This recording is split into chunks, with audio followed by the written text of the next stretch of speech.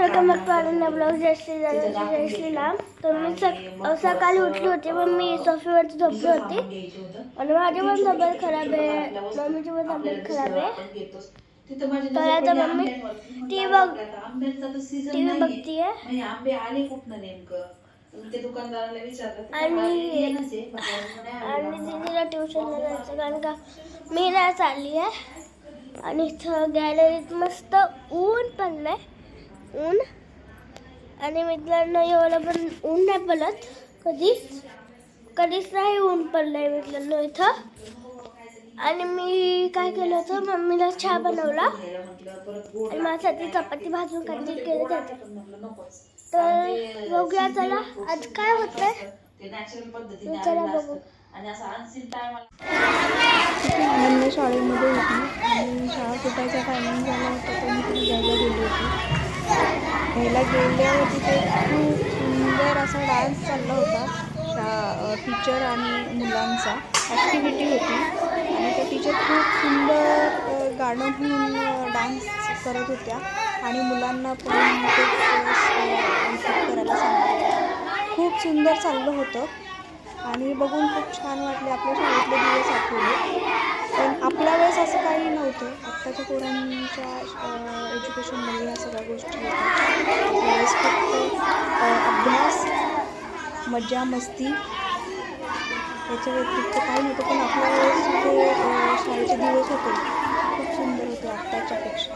आता फक्त मोबाईल, त्याच्या व्यतिरिक्त काही नाही. बघा आता तुम्ही त्या टीचर किती सुंदर गाणं म्हणून येणार डान्स करतात.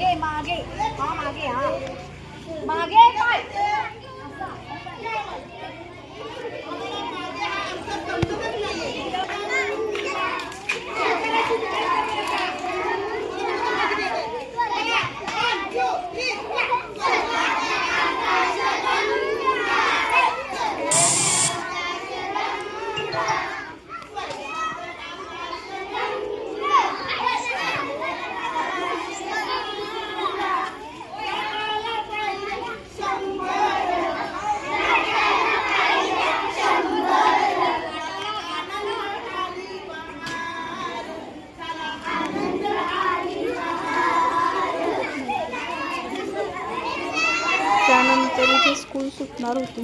मग आम्ही घरी आलो, कारण का तिथे डान्स करायची प्रॅक्टिस होती ती, आणि तेव्हा मस्त एन्जॉय करत होते. आल्यानंतर फ्रेश वगैरे झाली आणि ते डान्स करायला लागले.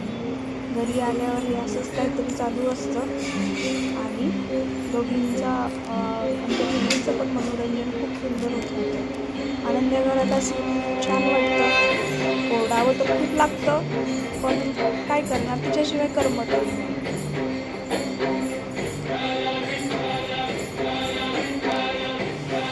अशी काहीतरी उड्या मारत असते तिचं आणि देवाचं सतत काही ना काही चालू असतं आणि आम्ही पण आनंद घेतो.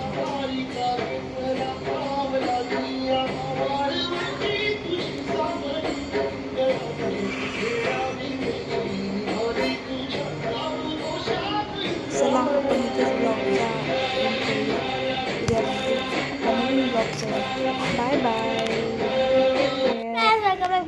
ब्लॉगचा आता झाली संध्याकाळ आणि मम्मीचं भांडे घासते. मम्मीला बघा